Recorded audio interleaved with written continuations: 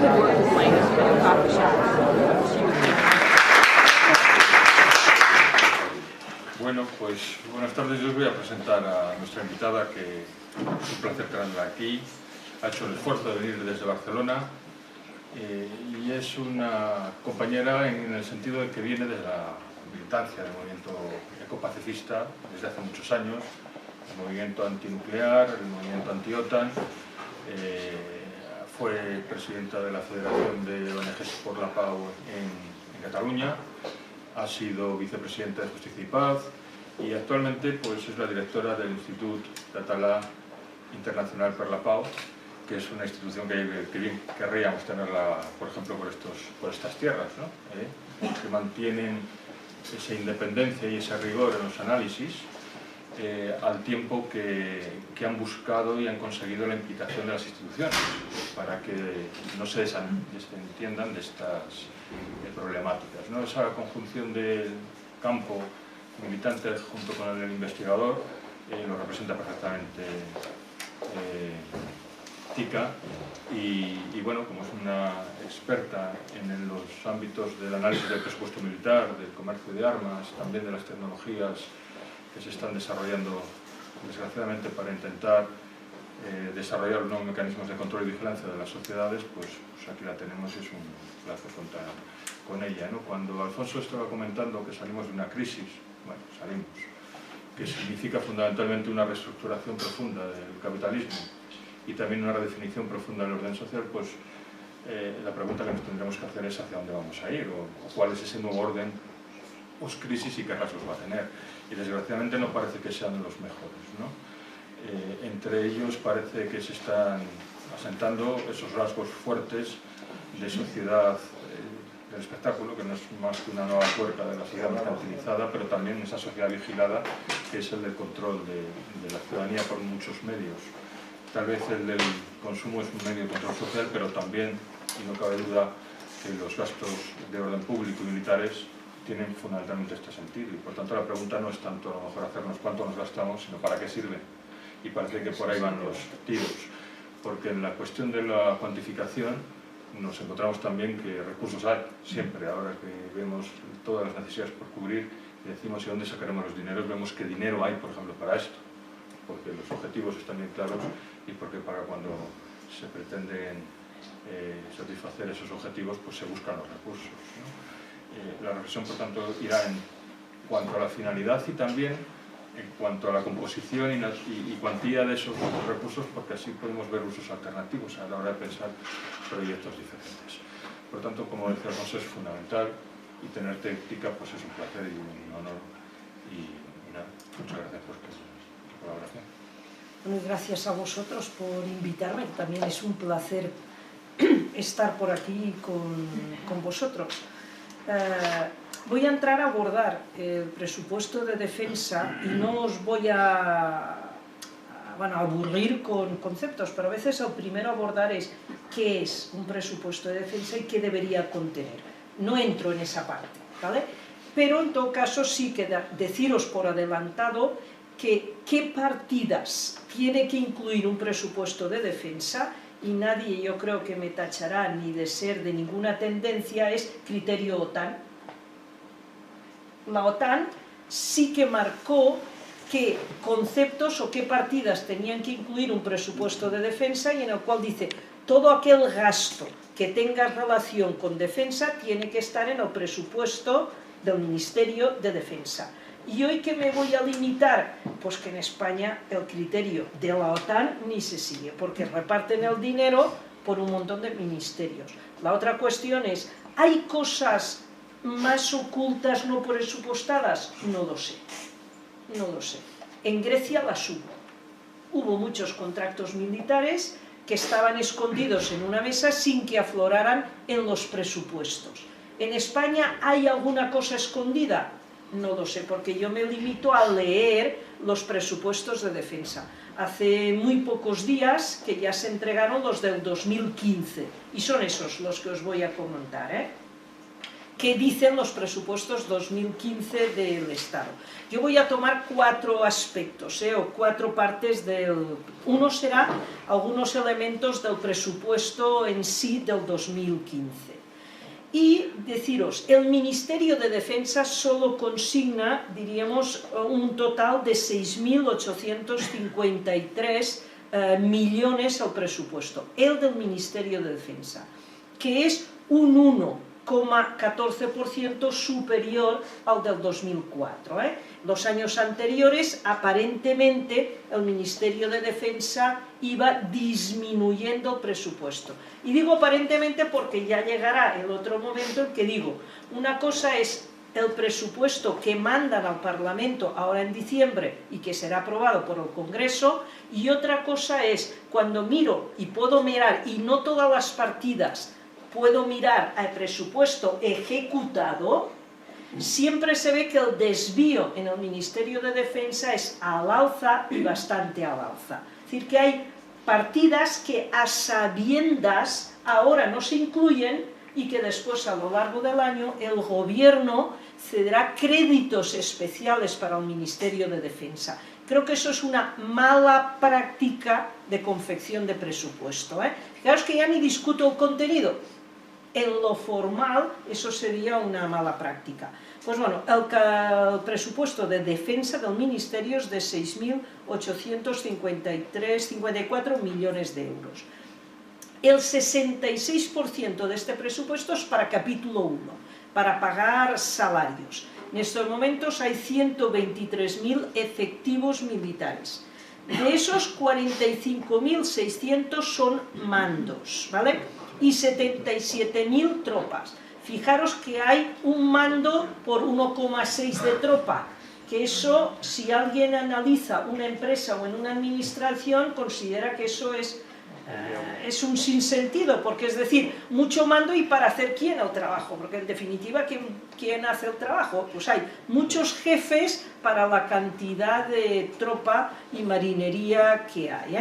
Para el 2015 se nos ha anunciado una rebaja de 2.300 personas, pero que esa rebaja, ¿qué son?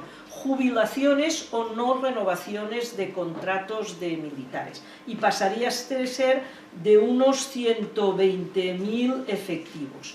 Aparte hay 35.000 civiles que trabajan en distintas dependencias del Ministerio. Bueno, pues los salarios de todos esos supone el 66%. Pero luego, ¿qué otras cosas hay que incluir en el Ministerio de Defensa que no están incluidas en el Ministerio de Defensa?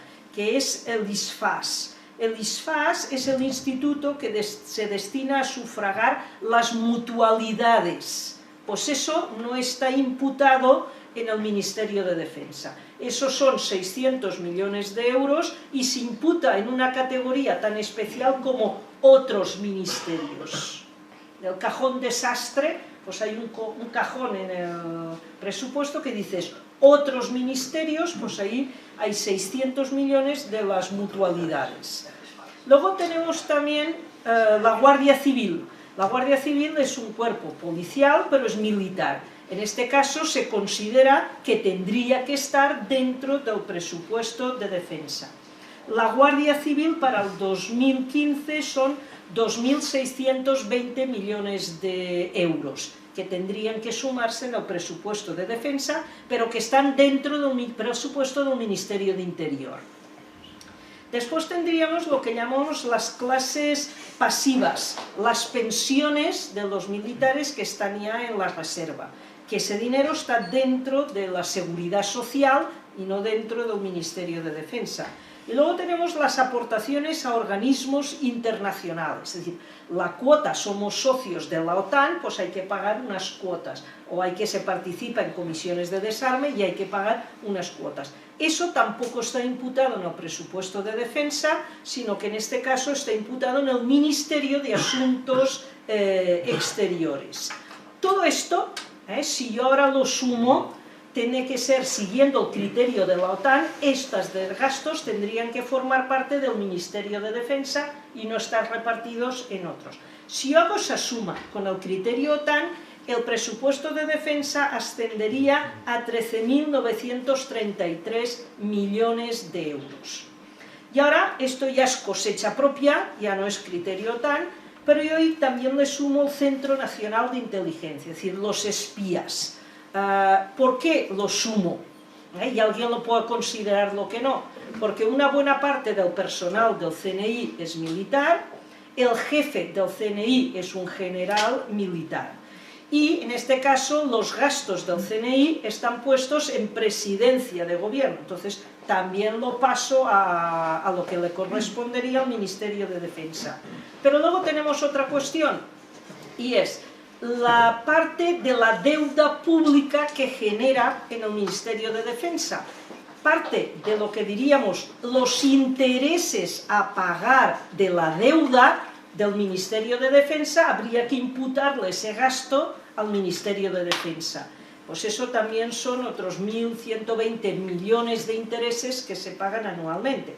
Total, si yo hiciera esa suma, el presupuesto de defensa sería de 15.277 millones de euros. Fijaros que el Ministerio de Defensa reconoce que tiene un presupuesto de 6.800, pero si le voy sumando esta parte que está repartida por otros ministerios, llegaríamos a 15.200, casi el doble de lo que realmente se está reconociendo como presupuesto de defensa, También aquí habría otros elementos que no estamos considerando ahora, pero que habría que añadir, y es, una cosa es lo que estamos presupuestando y otra el valor liquidado. Si cada año estamos en cerca de 2.000 millones más que se gastan de lo que se ha presupuestado, también habría que imputarlo ya casi como previo.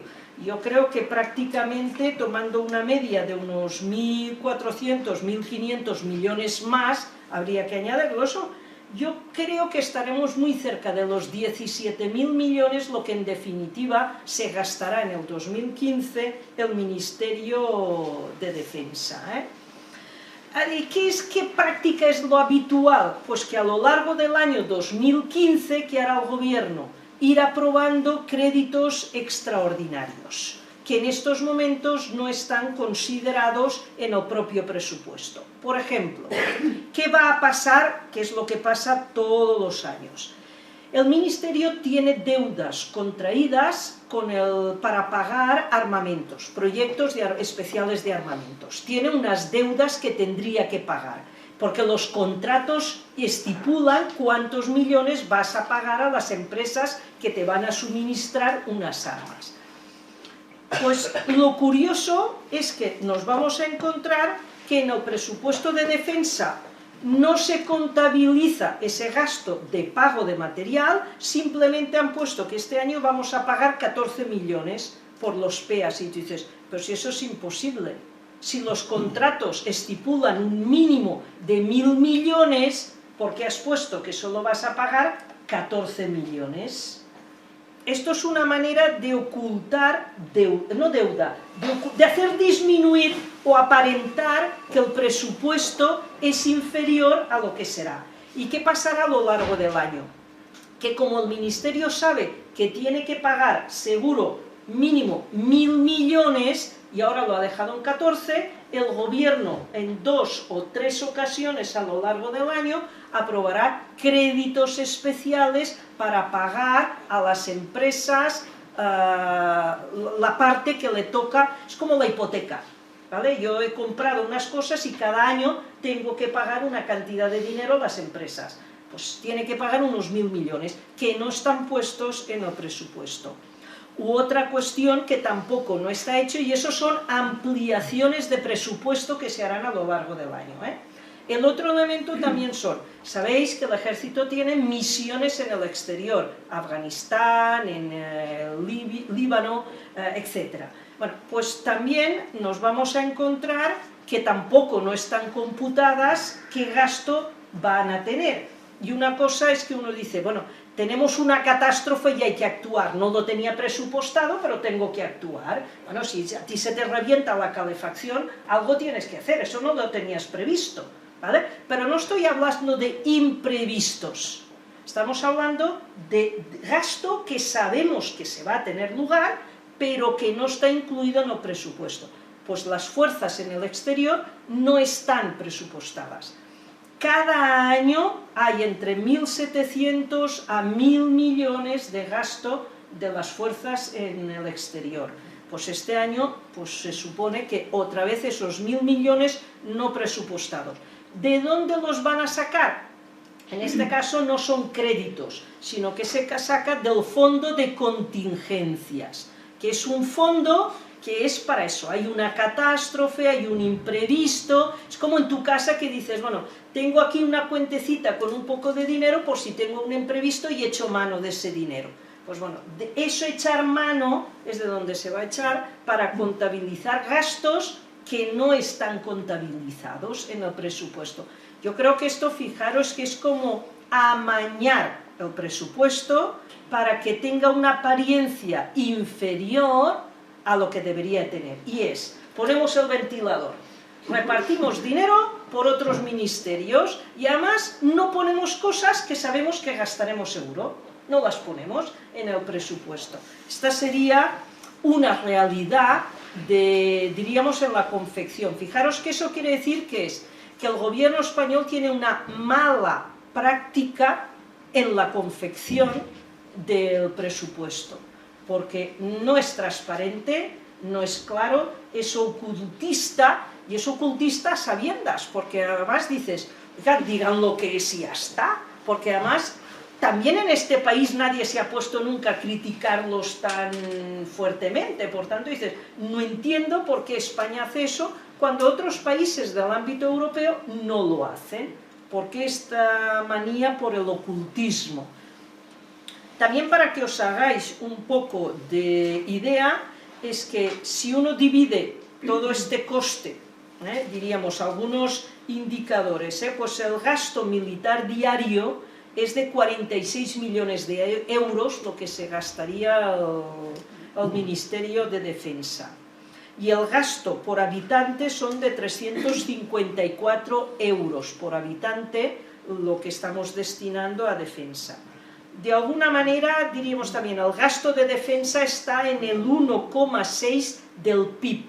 La OTAN pide que sea del 2, ¿vale? Pues España, si yo utilizo los datos que os he dicho, sumando todo lo que hay por ahí repartido, estamos en el 1,6. Si solo utilizara el presupuesto del Ministerio de Defensa, estamos en el 0,63, pero que no es lo real.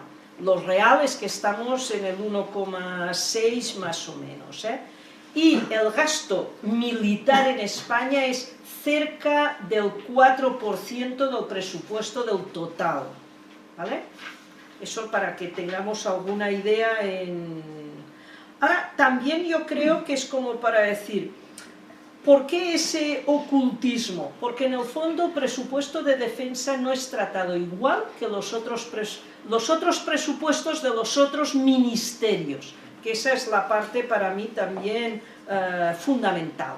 Yo creo que se hace ingeniería contable para engañar, para ocultar el verdadero movimiento del presupuesto del Ministerio de Defensa. Es verdad que con esta crisis todos los ministerios han sufrido recortes, todos, pero uno dice, ¿todos exactamente igual? No, ¿vale? Si yo miro desde la crisis del 2008 hasta el 2015, haciendo esta suma, el Ministerio de Defensa, a presupuesto real, ha descendido un 18% en todos estos años. Pero es que educación ha descendido un 22,5%, sanidad un 12%, trabajo un 38%, cultura un 38%, investigación civil un 26% e infraestructuras un 58%. Es un ministerio privilegiado dentro de los otros ministerios. No ha reducido en la misma proporción que otros ministerios que son más importantes para la vida de las personas en momentos de crisis. O, por ejemplo, ahora, este año, en el 2015, el presupuesto de defensa sube un 1,14, que seguro que algunos dicen, bueno, es muy poco. pero es que el Ministerio de Fomento ha bajado un 14,2%, el de Empleo y Seguridad Social, los dos juntos han bajado en un 15%, y Defensa sube en un 1%. De alguna manera indica prioridades políticas a la hora de repartir el dinero que haya por parte del gobierno, ¿eh? Y ahora, el otro elemento que os quería también comentar son los PEAs, los llamados programas especiales de armamento.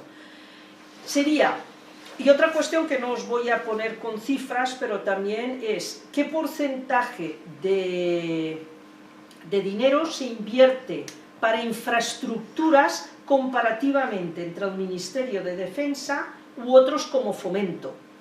Pues las infraestructuras están mucho mejor dotadas, las inversiones en el Ministerio de Defensa, que lo que diríamos las inversiones de carácter civil.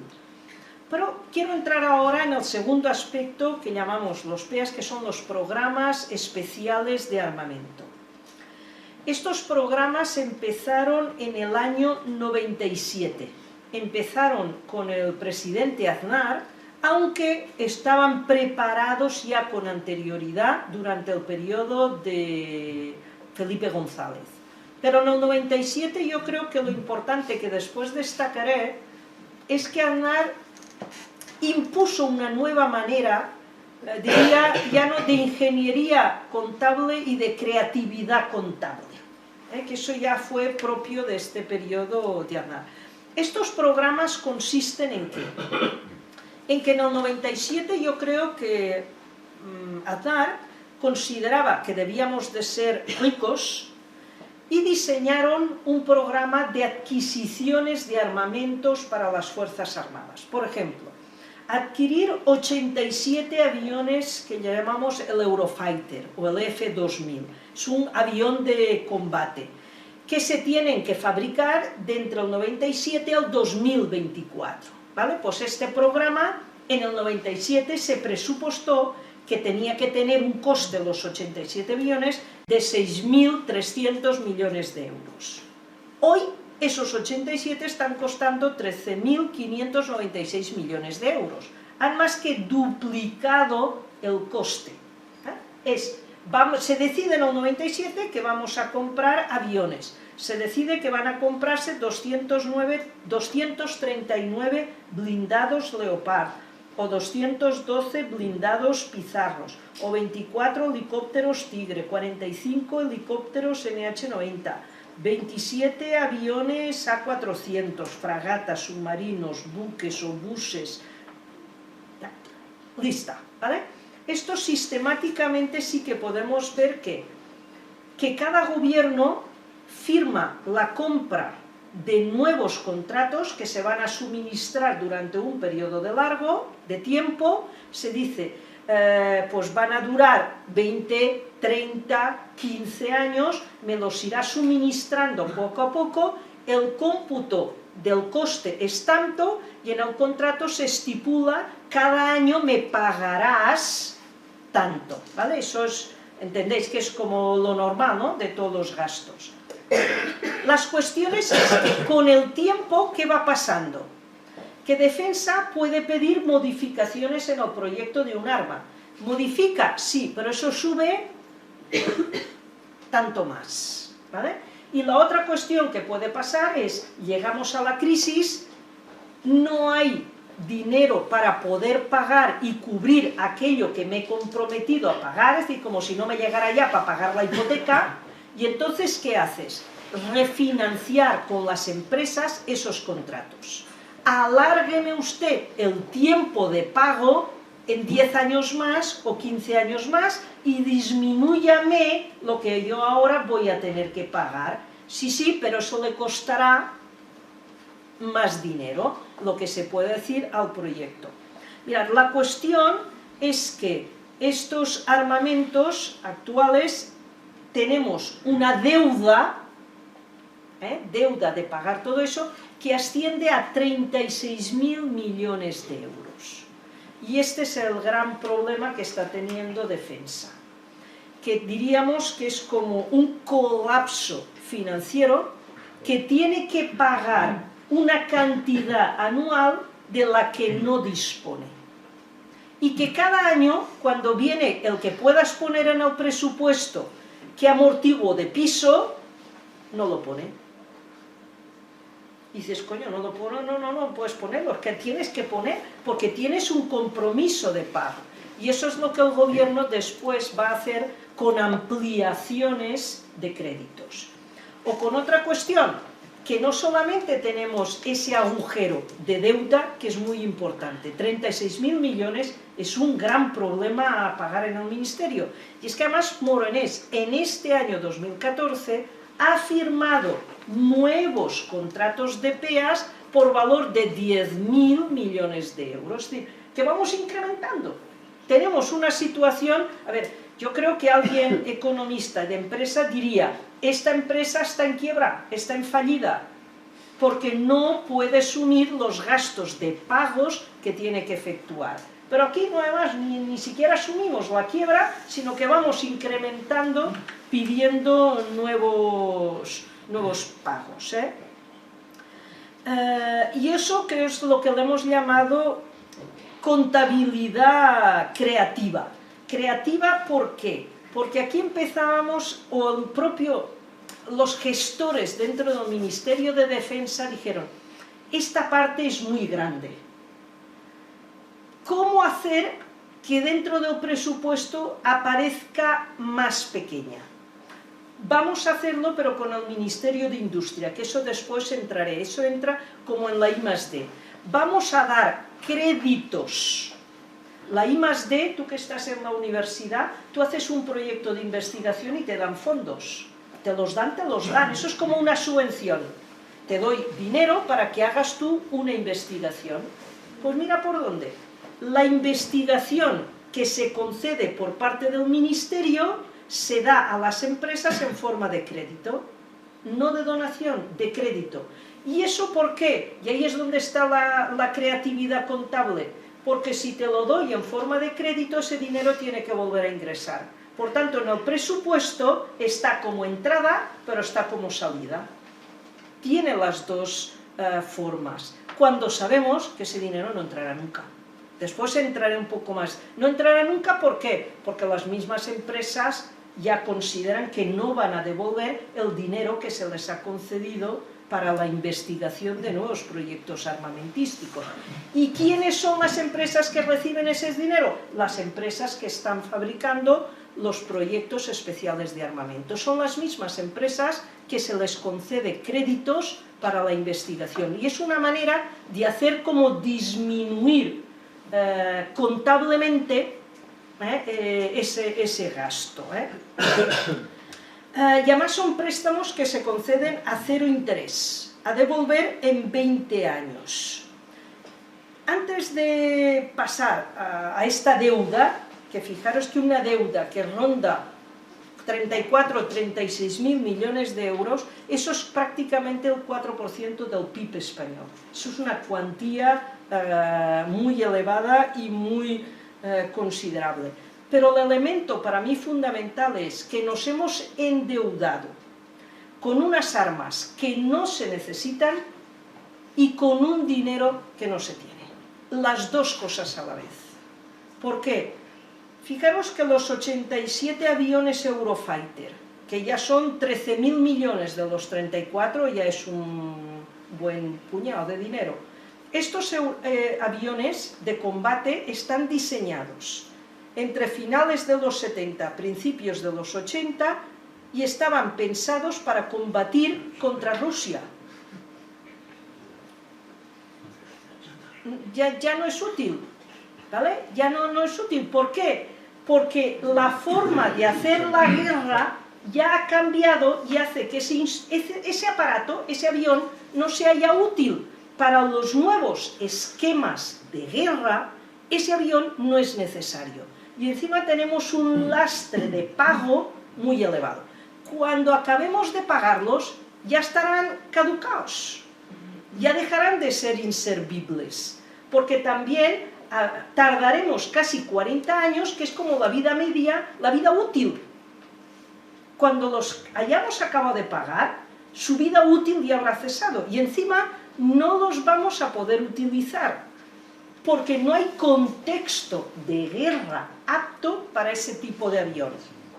Otro ejemplo, los blindados Leopard, 2.500 millones de euros de estos carros de combate. Estos carros de combate están diseñados por Alemania y se fabrican o en Alemania o en España. Que al final fue como decir, no, porque si vienen a España daremos puestos de trabajo, y dices, bueno, a un precio de oro cada puesto de trabajo, lo que cuesta fabricar estos tanques en España. Bueno, pues estos tanques están diseñados para combatir en las estepas y en las praderas centrales europeas de un ataque por tierra con Rusia. La orografía española, pues es más montañosa, no es plana. No los hace viables incluso para utilizarlos en suelo español, porque están concebidos para otra clase de movimientos de terrenos. Y además son tan pesados que no sirven para llevarlos cuando vamos a Afganistán o cuando vamos a un Líbano. ¿Cómo que dices? Bueno, hemos comprado, estamos pagando unas armas que en estos momentos no son necesarias. Y que el propio Moronés dice, bueno, sí, no, eso no lo necesitamos. Ahora necesitamos que, pues drones, aviones cisterna, ahora necesitamos otra cosa, que no es esa, pero estamos pagando esa y ya estamos pidiendo contratos de lo nuevo que estamos necesitando. Y otro tipo de cosas también que diríamos con estos programas, y es que nunca se asumen responsabilidades de ninguna clase. Por ejemplo, teníamos los submarinos S-80, que los hace Navantia, empresa pública del SEPI cada año con déficit, que pagamos el déficit entre todos los españoles de esta empresa. Pues se hace el diseño de un submarino y el primero que se realiza se hunde, no flota. Hay que hacer, ¿qué? Una auditoría para ver qué ha fallado en el diseño para que se hunda y no flote el submarino. Y tú dices, a ver, ¿la empresa que lo hace es Navantia? Pues no, el Ministerio asume los costes de pagar la auditoría de qué ha fallado. Dices, pero oiga, yo cuando me hacen una casa y la calefacción no me va, lo que le reclamo es el que me ha hecho la calefacción. Pues no, el Ministerio dice, no se preocupe, yo pago la auditoría para averiguar dónde hemos sobrecargado el peso y hay que aligerar de peso a este submarino porque si no se nos hunde y no flota. Y la otra cuestión, lo que haya que volver a rediseñar y a modificar ya lo pagó, ¿no? Con lo cual Navantia no asume ninguna responsabilidad ni del diseño, ni de la confección, no asume ninguna responsabilidad, Bueno, ahora para este 2005 se han anunciado que habrá nuevos proyectos de armamento con ayudas que serán créditos en forma de I+D, y habrá para las fragatas F-100 800 millones. Hay unos blindados 8x8 que estarán entre 1.000 y 1.500 millones, 3 aviones cisterna 800 millones, unos cuantos drones de 300 millones, a pagar en 10 años. Cuando el Ministerio de Defensa está colapsado. No puede asumir gastos, pero bueno, pues unos pocos miles de millones más para este año en el programa de los PEAs. Entro en el tercer punto que diríamos las operaciones en el exterior. Bueno, otra cuestión antes de que pase. Las empresas, diríamos, de las que estamos hablando son muy pocas, ¿vale? En tema aeronáutico, España solo tiene una empresa que es CASA, que está dentro del consorcio europeo EACH, un consorcio público europeo participado por Alemania, Inglaterra, Italia y España y Francia, entre los 5. ¿Vale? Cada uno ha desarrollado partes de investigación y cada uno elabora antes de los montajes partes del avión. España, por ejemplo, le toca el ala izquierda y la cola, a Italia el ala derecha y el morro. A cada uno le van tocando las partes y luego se hace el ensamblaje en una... Bueno, pues España Aeronáutica solo tiene un avión. Todo lo que sea pedidos de aviones y lo que sea investigación, todo va a parar, ¿dónde? A la misma empresa. Si estamos hablando de vehículos blindados, tendríamos Santa Bárbara, que sería en Alcalá de Henares, que es donde tienen la empresa para blindados. Si habláramos a nivel naval, es Navantia, ¿vale? Que sería la antigua Bazar, que está en el SEPI, que es la que es pública y la que año tras año la Unión Europea sanciona a España por dar subvenciones a una empresa de armamentismo sin que haya concurrencia para esos concursos. Porque ¿cómo va a haber concurrencia? Si solo hay una, es esa la que se lleva a todos los contratos. Y luego la otra empresa que está más diversificada, pero es la que tiene todos los sistemas de comunicación electrónica, es Indra, que tiene parte espacial, satélites, comunicaciones, simuladores de vuelo de aviones, etc. Entre ellas se reparten los temas. Y por ejemplo, Indra, yo creo que es la empresa en este momento puntera en España en que dos otras cosas. Lo que es la ciberguerra, ha desarrollado un centro búnker con 500 trabajadores dedicados. Fijaros que eso quiere decir que ha contratado un montón de hackers y ha construido un búnker aislado para el tema de ciberguerra, y es la empresa española que más está trabajando en vigilancia, control, métodos de control y vigilancia de poblaciones, y diríamos en ciberseguridad, seguridades ciudadanas, controles, y en lo que llamaríamos también el tratamiento de grandes bases de información. Por ejemplo, como si recordáis el diciembre de hace un año, se dijo que España dio al servicio de espionaje americano 15 millones de llamadas telefónicas de un mes. Bueno, pues eso quiere decir que hay pruebas. Yo creo que eso simplemente no era porque necesitaban espiar a nadie en concreto, sino que lo que necesitan es poner a prueba sistemas de automatizando como de esos 15 millones que una máquina me seleccione a base de seleccionar palabras o qué llamadas son importantes y que esas las rastree o les saque información, etc.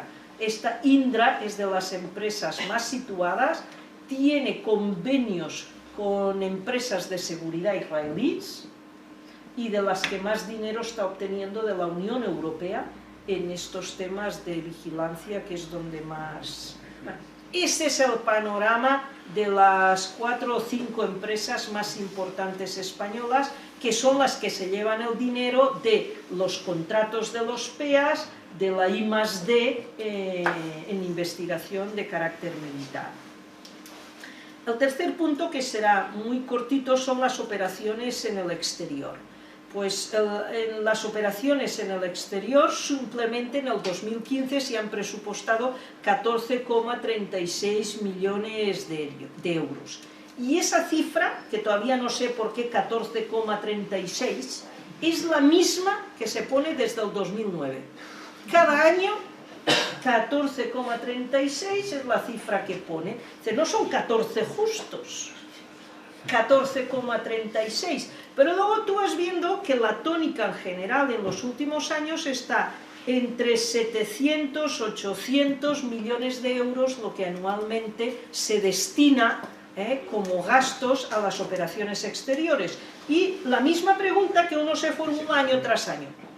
Si las fuerzas en cantidad son las mismas cada año, ¿por qué se pone 14? Mientras no se diga que este año no habrá ningún militar en el exterior, pues se presupuesta lo que toque, lo que sea lo real, lo que se va a gastar. Pues no, se pone cuando sabemos que el gasto será entre 700 y 800 millones y que eso va a salir del fondo de contingencias, que son gastos inesperados, catástrofes naturales o una misión no contemplada.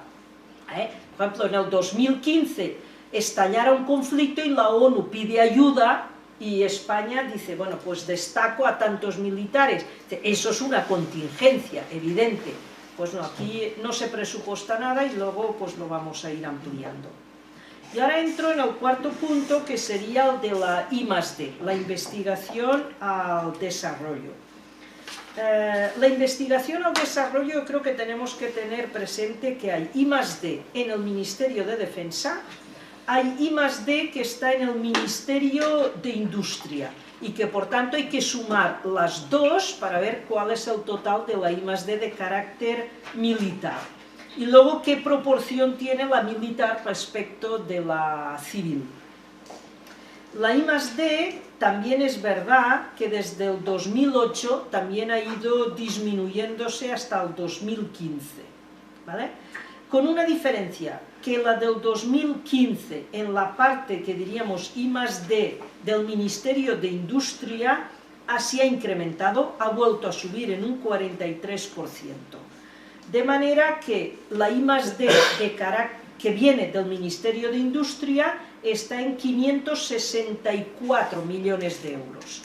Esta I+D es la que yo os digo que se concede a estas industrias en forma de crédito, no de ayuda a proyecto de investigación, crédito. Por tanto, en el presupuesto se pone como que salen, pero como que entran. Porque se tiene, al ser crédito, ese dinero se tiene que revertir. En cambio, la I+D del Ministerio de Defensa es ayuda, no está concedida en forma de crédito. Lo que sí que no sé es, de la parte que se concede del Ministerio de Defensa, qué parte va a los propios centros que tiene Defensa y qué parte va a la industria privada. Esa parte no lo sabemos porque Defensa tiene tiene el INTA, tiene algunas dependencias de carácter de investigación. Pero bueno, desde el 97 que se empezaron estas prácticas de conceder la I+D en forma de crédito hasta ahora, la que se concede por parte del Ministerio de Industria ya suma 16.121 millones de euros, que en teoría son créditos que tienen que devolverse a 0% de interés, a 20 años a que se puedan retornar. Mirad, solo sabemos que se ha retornado un 1%, es decir, solo se han retornado unos 1.000 millones, lo demás no ha sido retornado. Y la otra cuestión es que por algunos comentarios de la industria se dice, o la propia industria dice, que esto ni eran unos créditos ni era tampoco I+D, sino que eran pagos a cuenta. Y que en todo caso, cuando Defensa, a ver si me sé explicar, porque esto lo he estado intentando comentar con alguien de la Sindicatura de Cuentas y aquí es una maraña que no llegamos de saber cómo se desarrollará este proceso. Fijaros, industria te concede, por ejemplo, a Casa, que es la de los aviones, te concedo dinero, tantos millones en crédito de I+D. Pero esta empresa con Defensa tiene que entregar unos aviones y Defensa le tiene que pagar. Cuando le entrega un avión, o le entrega 2 aviones, ¿qué hace Defensa? Como ya te he dado tanto por I+D, solo te tengo que pagar la diferencia. Y la empresa lo acepta. Dices, bueno, entonces ahora ¿quién debe a quién? Porque aquí sigue habiendo una deuda. Si Defensa descuenta la parte que Industria ha dado en forma de crédito, como si fuera un pago, una bestreta, un avanzamiento de la deuda que yo tengo contraída, y Defensa lo está disminuyendo como de su deuda, pero la deuda sigue registrada en los presupuestos como que es un dinero que entrará, al final ¿quién la debe? ¿Es Defensa quien debe al Ministerio de Industria o ya es que todos estamos contemplando que ese dinero no se va a recuperar? Y la gran cuestión es, ¿cuándo haremos aflorar ese crédito como déficit? Porque en un momento u otro, ese déficit, ese dinero que tendría que ingresar, ¿qué se va a hacer al Ministerio? Reconozco que ni lo voy a cobrar y que tú nunca me lo vas a pagar y lo imputo como un déficit de ese año. pero nadie en el ministerio se atreve a que en estos momentos que no se quiere incrementar el déficit, a añadir más déficit. ¿Y qué se va haciendo? Lo que llamamos creatividad contable, poner millones que van como salida, como entrada, y seguir tapando esa marea a ver en qué año eso se hará aflorar como una deuda. Yo creo que esas son las malas prácticas que hay en la gestión presupuestaria. Por tanto, cuando uno dice qué cosas hay que hacer, primero, transparencia presupuestaria y contable, poner todas las cifras, todas, y que estén bien puestas y en la casilla que les toca. No jugando al gato y al ratón dentro de los presupuestos, porque al final parece eso, que se va jugando al gato y al ratón, y los 15 volúmenes del presupuesto es mucho mover papeles hasta que vayas encontrando cada una de estas partidas. Yo creo que esta sería la primera. Luego creo que también hay que hacer otra cuestión, que es una auditoría, y una auditoría independiente, para conocer que no solamente las cosas que están mal puestas y que haya que poner en su sitio. Mirad, es que lo que nunca hemos sabido es qué casos de corrupción pueden haber habido en todas estas contradicciones, en todas estas contrataciones. ¿Han habido prevaricación? ¿Ha habido falsedad documental? ¿Han habido concursos amañados? ¿Han habido comisiones indebidas? Claro, eso el presupuesto de defensa no lo refleja. Y esto yo creo que es... Pero la práctica habitual es que las haya habido. Y eso lo pongo ahora en un ejemplo de esas que nunca lo sabes hasta que salta un escándalo. Ahora hace muy pocos meses, antes del verano, ¿os acordáis de Paesa? Bueno, pues la sobrina del Paesa tiene en Luxemburgo unas empresas. Y otra cuestión es que luego ligaremos la de la Paesa y esa otra cuestión. En el Ministerio de Defensa, con Moronés al frente, hay una trama como unas 7 u 8 empresas públicas que se dedican a hacer de intermediación para vender armamento español en el exterior. Hay, por ejemplo, una de ellas, que es la que os comento, DEFEX es defensa y exterior, para defender. Por ejemplo, España tiene 87 agregados militares en embajadas. Allá donde hay una embajada española hay un militar.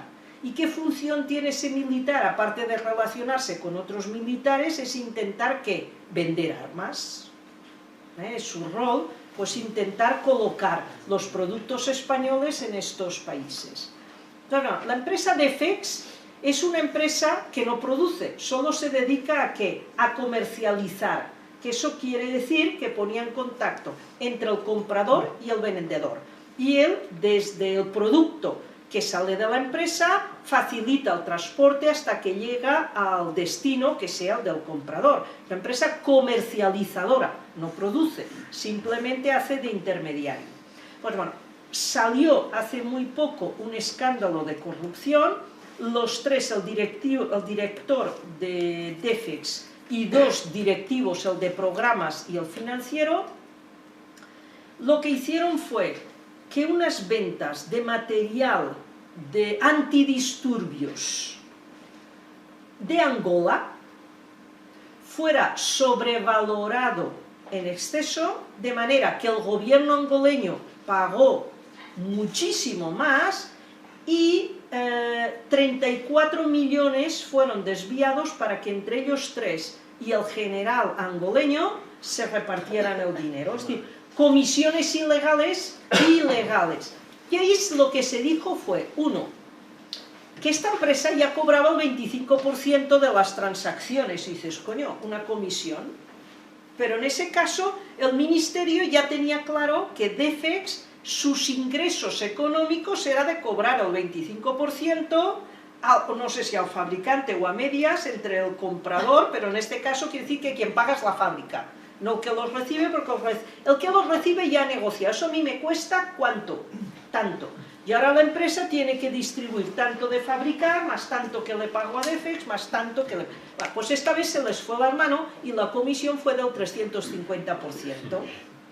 No del 25%, que era lo normal, y ese 25% era para la empresa. Pues no, en este caso se les fue las manos porque fue el 350% y fue para uso personal, no para la empresa. Y aquí es donde estaba la sobrina del Paesa, que a través de unas empresas fantasmas en Luxemburgo limpiaban el dinero hasta que fuera a parar a cuentas en Suiza o paraísos fiscales de los directivos de la empresa pública Defex del Ministerio de Defensa. Bueno, yo creo que hay que hacer una auditoría profunda, no solamente contable, de cómo se realiza el presupuesto, sino también de las contrataciones, de las comisiones de las contrataciones, de si hay o no concursos amañados, sobrevalorados, etcétera, etcétera. Después yo creo que nos queda también otro debate, que es la reestructuración o no de las Fuerzas Armadas. Hace no menos de un mes, Morenés reconocía que con 27.000 efectivos se podía hacer frente a las necesidades y compromisos que teníamos en el exterior. Y uno dice, si con 27.000 teníamos suficiente, ¿para qué le hacemos con los otros 93.000? Aquí hay que replantear este tema o racionalizar este tema. Y luego yo creo que en este tema nos queda otro elemento que aquí uno, y en eso yo ahora hago un comentario, diríamos, muy liberal, muy liberal. Si Europa, fijaros que ahora hago un comentario, mira, lo de la transparencia es como decir, coño, háganlo bien. Y no estoy cuestionando nada, háganlo bien. ¿Vale? La otra cuestión que ahora os digo, y no cuestiono nada, ¿hace falta que en toda Europa haya más de 500.000 de fuerzas militares, de efectivos militares? No. No. ¿No hacen falta tantos? La cuestión es, si toda la Unión Europea, fijaros que esto sigo sin cuestionar nada, si la Unión Europea no necesita tantos militares, ¿para qué queremos 28 ejércitos dispuestos a ir a combate en cualquier momento? No hacen falta 28. ¿Verdad que hemos unificado la economía dentro de la Unión Europea? Si unificamos el terreno militar sin cuestionar absolutamente nada, esto nos baja en picado. Los gastos y los efectivos. Porque lo que no necesitamos es 28 de lo mismo. ¿Por qué? Porque en este caso es racionalicen. Y uno puede decir, mire, a España que tiene mucho mar, le toca solamente tener la parte marítima. Pues nos ahorramos los de tierra, los de aire y un montón de cosas. Y en eso ser punteros. Cualquiera que necesite algo del mar, lo tiene España, díganse submarinos, portaaviones. Fijaros que no cuestiono nada. Pero si eso se racionaliza, sin cuestionar nada, bajaríamos en picado los gastos. Y ahora, ¿qué es lo que hay que hacer? Y esa es la otra cuestión. Si tú racionalizas y haces efectivo esos cambios, quiere decir que cada Estado pierde poder de decisión en ese tema. No lo tiene el Estado. Pasará a un organismo superior, sea de la Unión Europea o no, pero bien hemos cedido esa decisión sobre la moneda, que está en manos del Banco Central Europeo. Este puede ser otro elemento de racionalización, pero yo creo después hay que entrar ya en otras cuestiones más de fondo, y es ¿para qué necesitamos un ejército? Y no lo interpretéis como que esté menospreciándolo. No estoy menospreciándolo. El para qué es que se haga un debate que nunca se debate ni entre los partidos, ni en el Parlamento, ni en la ciudadanía, es qué clases de misiones tiene que generar. Porque ese debate siempre se nos ha sustraído. Siempre se nos sustrae decir, ¿qué tiene que hacer el ejército? ¿Qué clase de misiones? ¿Qué riesgos? ¿Qué enemigos? ¿Qué riesgos a los ciudadanos? Y en ese debate hay que decir, el ejército tiene que proteger ¿a quién? ¿A los ciudadanos o al Estado? Hasta ahora es al Estado, no es a los ciudadanos. Es el Estado el que se protege a través del ejército. Yo creo que la pregunta fundamental es ¿a quién nos tiene que proteger? ¿De qué nos tiene que proteger? ¿Qué clase de misiones tiene que llevar a cabo el ejército? Y una vez esas cuestiones respuestas, tengamos una respuesta, las otras son mecánicas. Para hacer eso, cuánta gente necesito y qué clase de material tienen que tener. El problema es que nunca hablamos de esas cuestiones y solamente debatimos. El ejército español necesita 4 drones, 5 drones o 10 drones. Pero nunca hemos hablado ¿para qué? Eso nunca lo hablamos. Y en este país está sustraído el debate de lo militar, no se habla nunca. Ni se habla en el Parlamento tampoco, ni se habla en los espacios públicos, ni nunca forma parte de los programas electorales de ningún partido. Yo supongo que vienen por ciertas tradiciones. Una, la de la transición, que en la transición hubo un pacto de silencio hacia lo militar. Nunca se habló de los militares, nunca se hizo una depuración de los militares franquistas, nunca se ha hablado de un tema de debate de cómo se modernizan o no las Fuerzas Armadas, etc.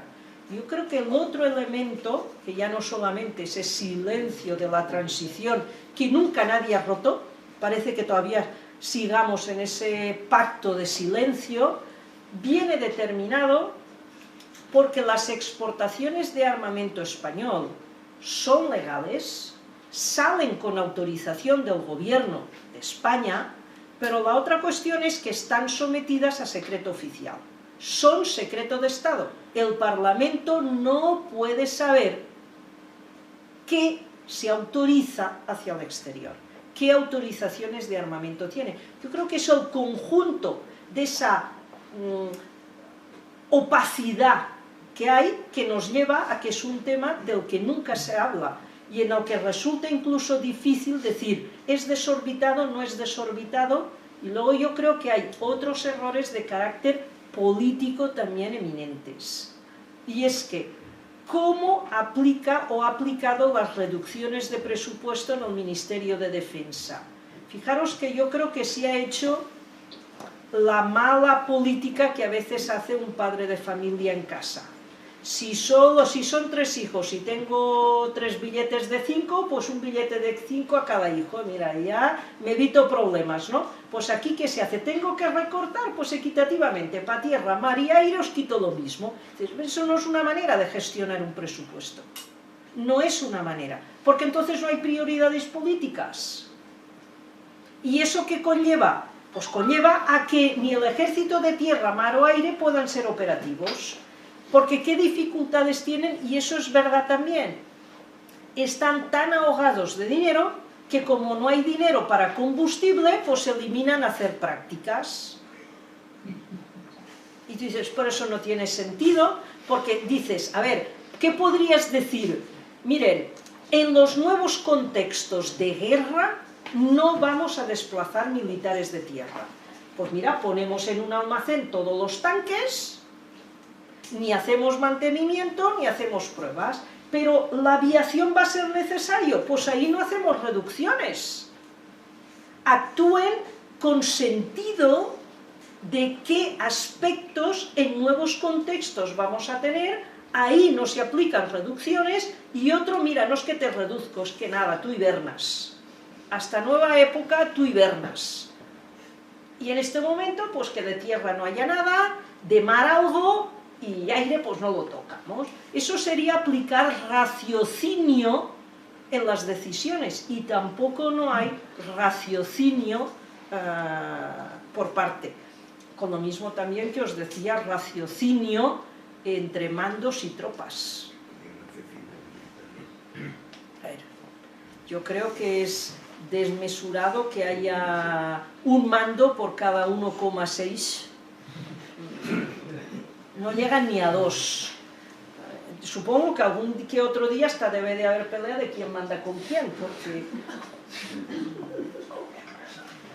¿cómo ejerces el mando cuando tampoco no tienes tropa? Y si en definitiva lo que hay que reconocer es el grado de especialización de algunos mandos, no le diga que use un mando, págale un complemento de dificultad técnica.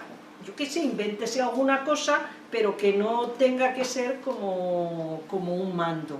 Bueno, ya llevo un poco más de 1 hora. Solo hemos entrado en los temas del presupuesto y yo creo que es bueno. Yo lo que no me atrevo es a haceros propuestas, es decir, mira, esto lo quito, esto lo elimino. En el Ministerio algunos, ¿qué proponen? Sobre todo, la parte más dura de sangría son los PEAs. Esto es un cuello de botella que tiene el Ministerio muy mal situado. Y aquí, ¿qué es lo que puede hacer falta? Mirar, no estar tan marital con la industria, sacar pecho y decir, pues mira, es que anular esos contratos me va a costar tantos millones, pero me ahorraré tantos. Si además es un armamento que ni lo vamos a usar, ¿para qué seguir pagando? Corten. ¿Que hago un incumplimiento de contrato y tengo que pagar? Bueno, también seguimos pagando eso y más. Pero para eso también hay que cortar ese maridaje que hay con la industria. De que en definitiva es, para que la crisis no os afecte tanto, el Ministerio sigue encargando más. Entonces dicen, bueno, aquí nos vamos cada vez, la bola va a ser mucho más grande la que tenemos. Yo creo que esa sí que es una decisión dura o drástica que hay que tomar. Bueno, y eso es todo, ya comenzamos ahora.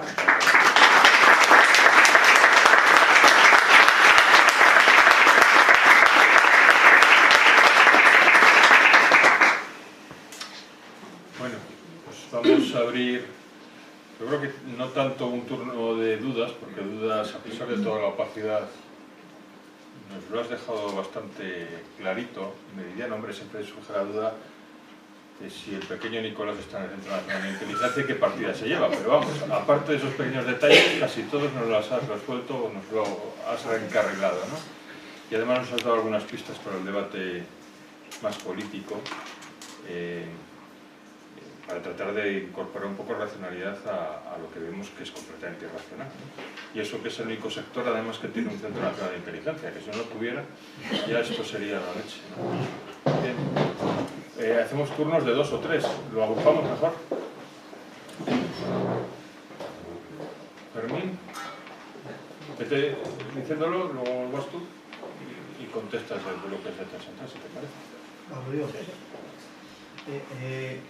Con el tema de la migración en el estrecho, fundamentalmente exageran un montón de que nos invaden, no sé qué. Ese 5% creo que de la migración que entra. Sin embargo, con el tema de las vallas, con la vigilancia en el mar, creo tener entendido que hay empresas relacionadas con el Morenés, con el ministro del Interior, con Indra y Armamento de Israel y demás y tal. ¿Qué hay de cierto en el tema? Yo tenía curiosidad por si se tiene conocimiento o no de cómo está ahora mismo el fondo de contingencia, y en la casuística de que se diera el contexto de que hubiera que tirar de ese fondo por una catástrofe o por algún problema y ese fondo no tuviera dinero, ¿qué ocurriría o de dónde se recurriría? Alfonso. Sí, yo quería hacer dos cosas totalmente diferentes. Una cuestión que sí que es política y además es un berenjenal donde a mí siempre me gusta que la ciudadanía debe de mojarse, nosotros no hacemos demagogia y nos metemos en todos los charcos y este claro de meterse. Vamos a ver, ¿hay algún estudio del impacto que tiene la industria militar española? Los empleos que está generando, en ese segundo estudio de cuántos empleos se están generando por parte de la industria militar, Avantia, que has mencionado, CASA, la parte que le corresponda a Indra, esa es una historia. Luego, si hay alguna propuesta racional de cómo se puede, en todo caso, transformar o reconvertir esa industria militar a un uso civil, esas son las dos cuestiones. Y luego, otra cuestión simplemente técnica. ¿Están en algún sitio contemplados, como decía un colega mío, la sustancia de los compras militares no está en la compra, está en los contratos de mantenimiento? ¿Eso está ahí reflejado en algún sitio de lo que has dicho? No, en estas cifras no, porque son los contratos de mantenimiento van por capítulo 2, no están aquí. Y eso son millonadas, ¿eh?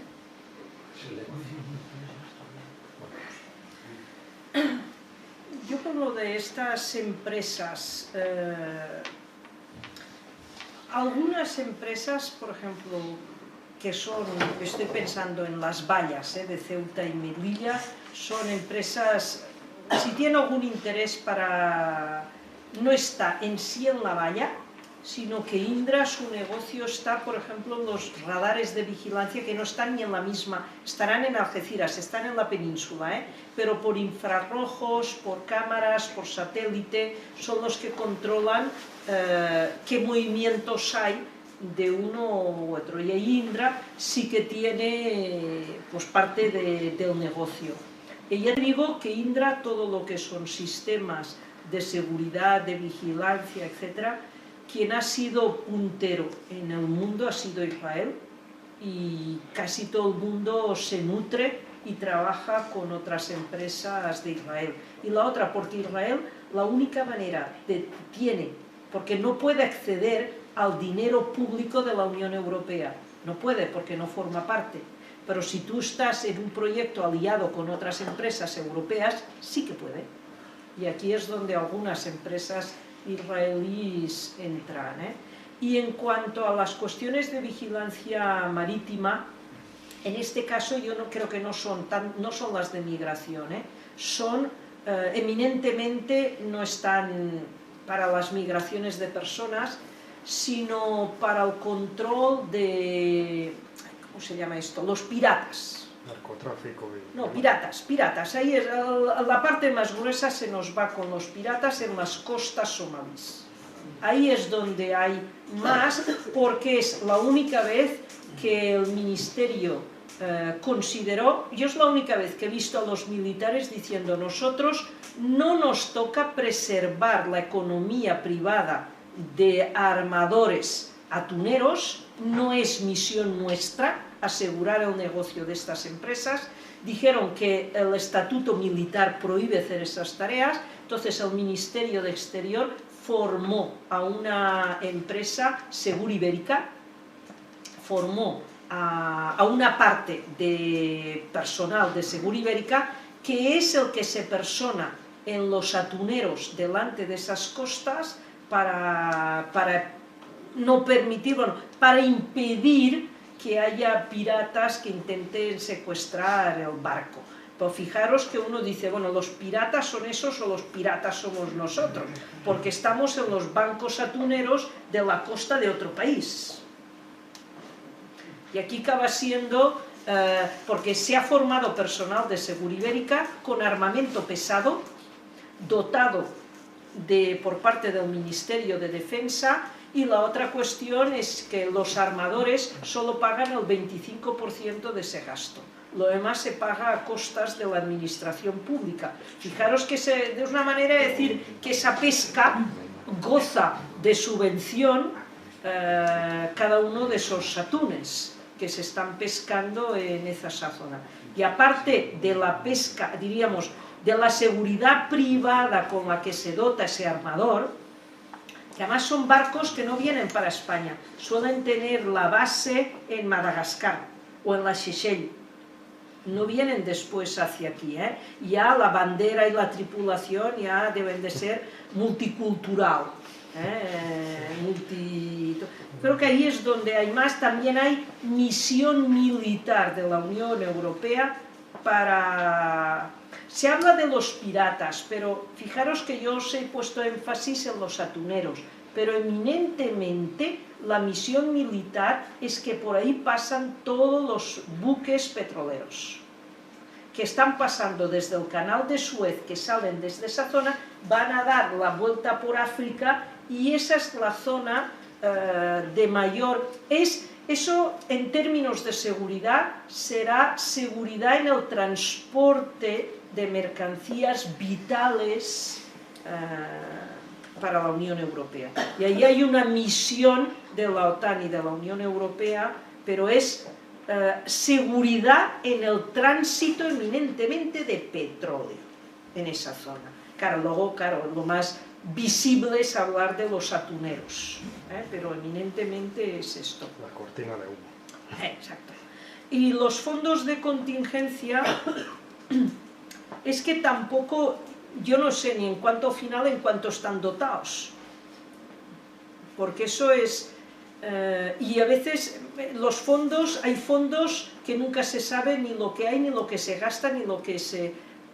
Interior y defensa tienen, como diríamos, partes presupuestarias sobre las que no se rinde cuentas. No se rinde cuentas, porque se considera que pueden hacer trabajos especiales por los cuales no hay que rendir cuentas. Por ejemplo, cuando la policía paga confidentes, eso no consta en los presupuestos. Solamente es que cada año hay alguien que sabe lo que hay, lo que se gasta, y cada año se dota. Pero eso no hay... A ver, tú en la administración vas a comprar POSIT y haces 4 informes. Pues de ese dinero no. Hay unas partidas que no tienen ese tipo de informes para hacer los gastos, pero los dotan. Ahí nunca faltará dinero, no se llega nunca a decir a cero y que necesite. Y respecto de la industria, estoy hablando de memoria, pero yo creo que ronda los 20.000 puestos de trabajo en toda España. Creo, entre directos e indirectos. Este es un tema muy delicado, porque cada vez que hemos hablado de poner límites, por ejemplo, las exportaciones de armas. Mira, a mí me duele, pero es como... Se me está haciendo complicado, es como... El problema es que anteponemos a veces la ración, anteponemos nuestros intereses a veces personales a los intereses comunes y a los éticos. Y antes decías, puede haber un uso civil. Mira, la industria militar en todo el mundo es una industria parasitaria. Solo es viable si el Estado inyecta dinero. Inyectar quiero decir regalar. Solo. Es la única industria no competitiva que existe en el mundo. La única. Porque no se fabrica en criterio de bajar costes y de uso, sino que se trabaja tan a demanda de las características técnicas del producto que se quiere, que es cueste lo que cueste. Tiene un funcionamiento distinto a la industria clásica. Toda, ya te digo, toda estoy pensando en la industria norteamericana, la industria europea. Toda la industria que tú quieras solo se basa a base de dinero que inyecta la administración pública para que esa industria siga funcionando. La cuestión es que dices, la otra industria no tiene esa inyección de dinero que tiene esa clase de industria. Alguna vez, mira, nosotros propusimos, y estoy hablando ahora pues de hará como unos 15 años o una cosa así, propusimos en el País Vasco a Expal plantear un trabajo de investigación, de conversión de esta industria, que dejara de ser fabricación de explosivo militar y que pasara a ser civil. Viéramos que se podía hacer.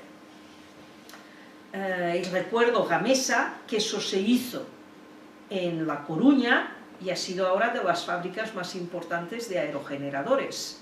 Y era de motores militares, ha pasado a motores de generador de energía eólica, ¿vale? Eso es un cambio de conversión de esa industria. Pues dijimos, vamos a hacerlo con Expal en el País Vasco. Y pusimos varias condiciones en este caso, Fue, uno, la empresa tiene que estar de acuerdo, el gobierno vasco tiene que estar de acuerdo y el comité de empresa tiene que estar de acuerdo. Y nosotros dijimos, conseguimos dinero del ahorro que durante 3 años se hizo, porque propusimos al Ayuntamiento de Barcelona que redujeran en 3 horas al día la iluminación navideña.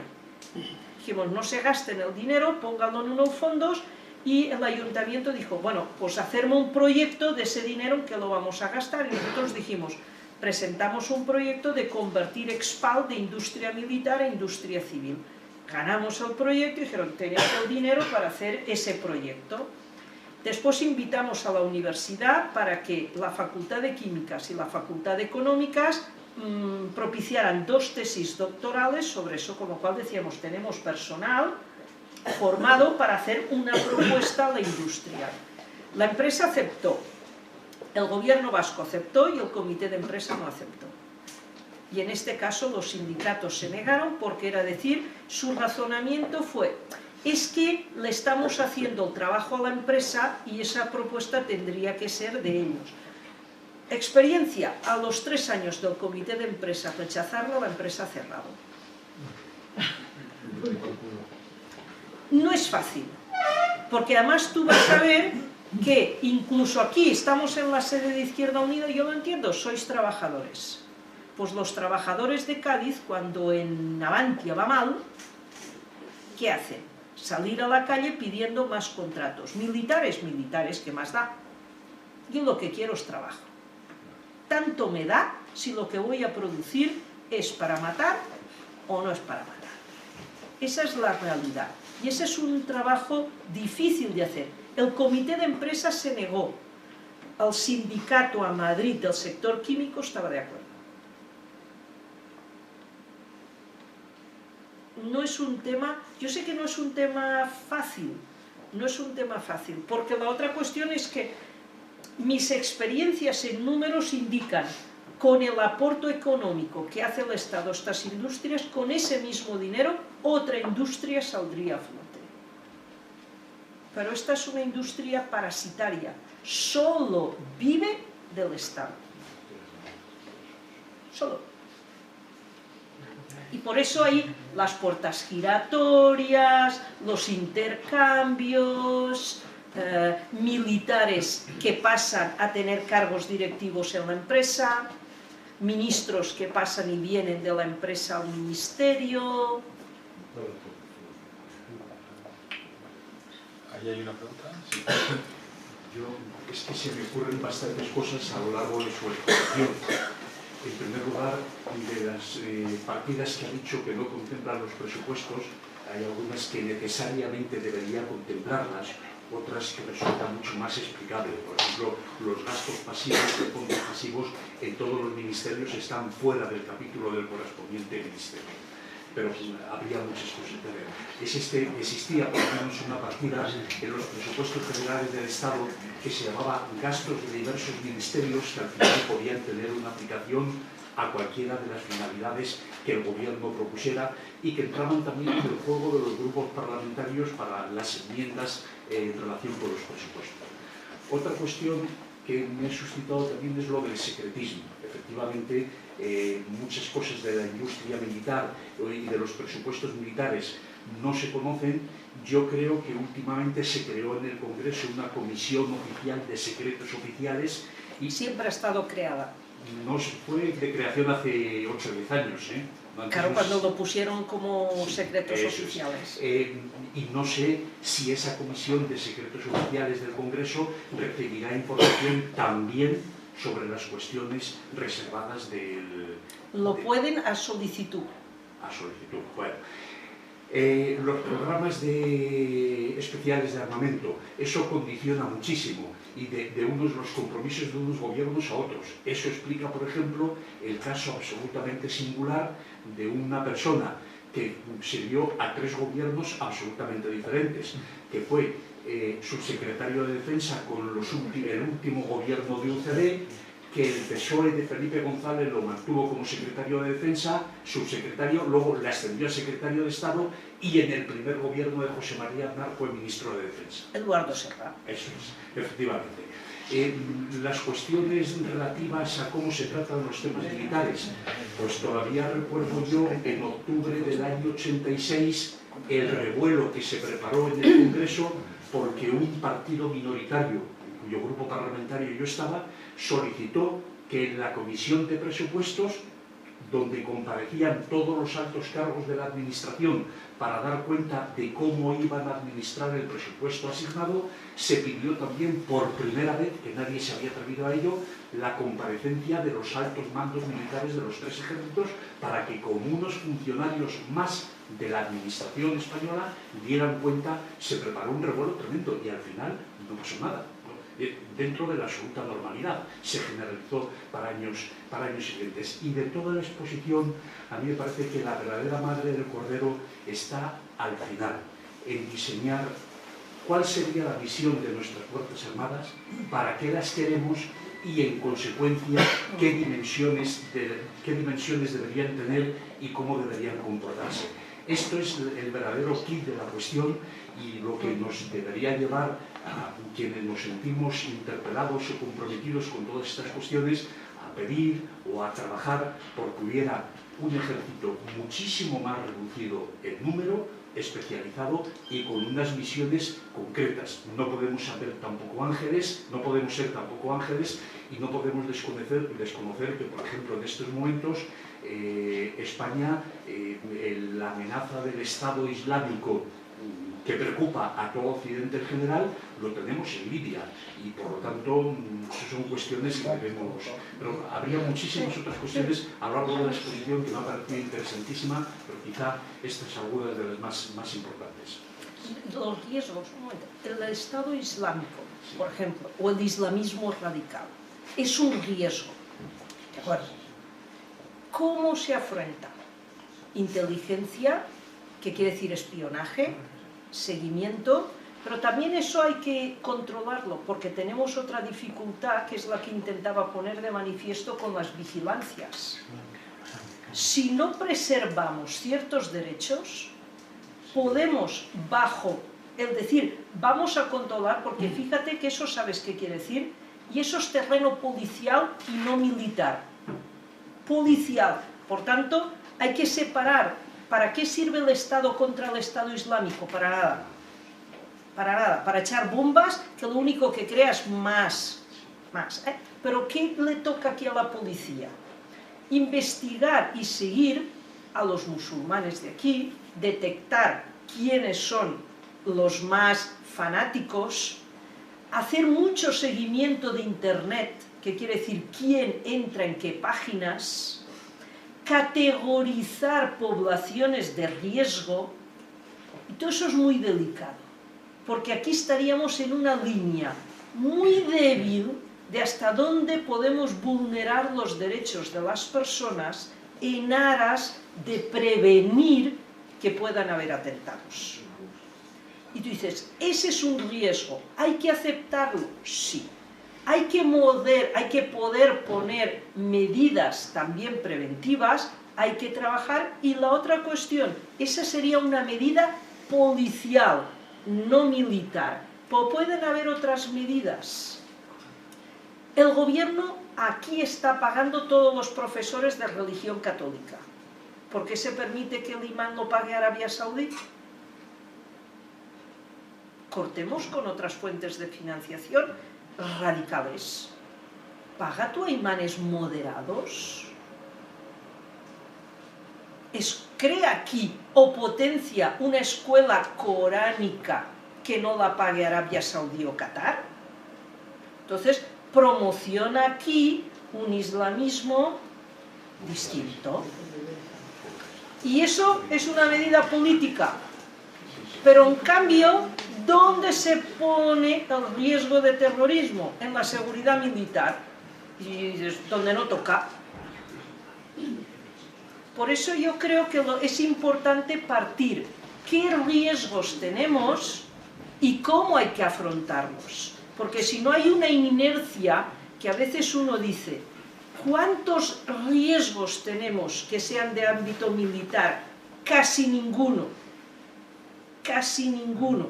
Casi todos los riesgos o problemas que tenemos no son de índole militar, son de índoles entre policial, políticos. Hay que tener programas de seguridad energética, sí, pero volvemos a lo mismo, ¿dónde están dentro de la Unión Europea y en la doctrina de seguridad española en el ámbito militar? La seguridad energética y el cambio climático.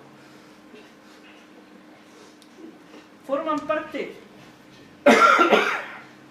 Y no hacemos debate sobre eso. No nosotros, digo, que lo que no se hace debate es en este país. Ahora hay dos intervenciones, Javier, luego hay otra por ahí.